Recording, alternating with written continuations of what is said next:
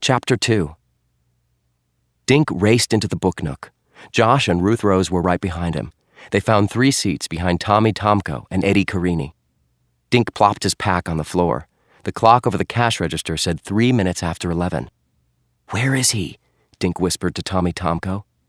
Tommy turned around. "Beats me. He's not here yet, and Mr. Paskey looks worried." "What's going on?" Ruth Rose said. Dink told her and Josh what Tommy had said. "Paskey does look pretty nervous," Josh whispered. "Mr. Paskey always looks nervous," Dink whispered back, looking around the room. He saw about 30 kids he knew. Mrs. Davis, Dink's neighbor, was looking at gardening books. Dink checked out the other grown-ups in the store. None of them looked like a famous mystery writer. Mr. Paskey stood up.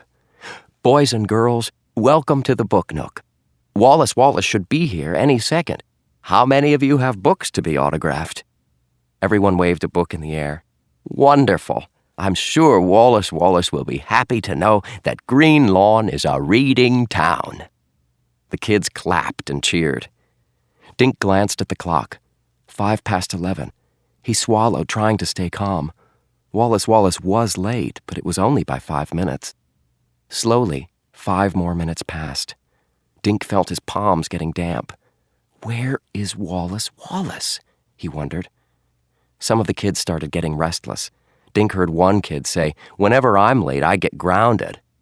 "So where is he?" Josh asked. Ruth Rose looked at her watch.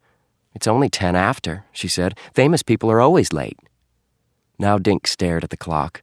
The big hand jerked forward, paused, then wobbled forward again. At 11:15, Mr. Paskey stood up again. "I don't understand why Wallace is late," he said. Dink noticed that his bald head was shiny with sweat. His bow tie was getting a workout. Mr. Paskey smiled bravely, but his eyes were blinking like crazy through his thick glasses. "Shall we give him a few more minutes?" The crowd grumbled, but nobody wanted to go anywhere. Ruth Rose started to read her book. Josh opened his sketch pad and began drawing Mr. Paskey.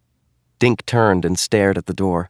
He mentally ordered Wallace to walk through it. "You have to come," thought Dink. Ever since he had received Wallace's letter, he'd thought about only one thing: meeting him today. Suddenly, Dink felt his heart skip a beat. The letter! "Short of being kidnapped," the letter said, "nothing will stop me from coming." Kidnapped? Dink shook himself. Of course Wallace hadn't been kidnapped. Mr. Paskey stood again, but this time he wasn't smiling. "I'm sorry, kids," he said, "but Wallace doesn't seem to be coming after all." The kids groaned. They got up, scraping chairs and bumping knees. Mr. Paskey apologized to them as they crowded past, heading for the door. "I've read every single one of his books," Dink heard Amy Flower tell another girl. "Now I'll probably never meet anyone famous." "I can't believe we gave up a soccer game for this," Tommy Tomko muttered to Eddie Carini on their way out. Ruth Rose and Josh went next, but Dink remained in his seat. He was too stunned to move. He felt the letter through his jeans. Short of being kidnapped. Finally, Dink got up and walked out.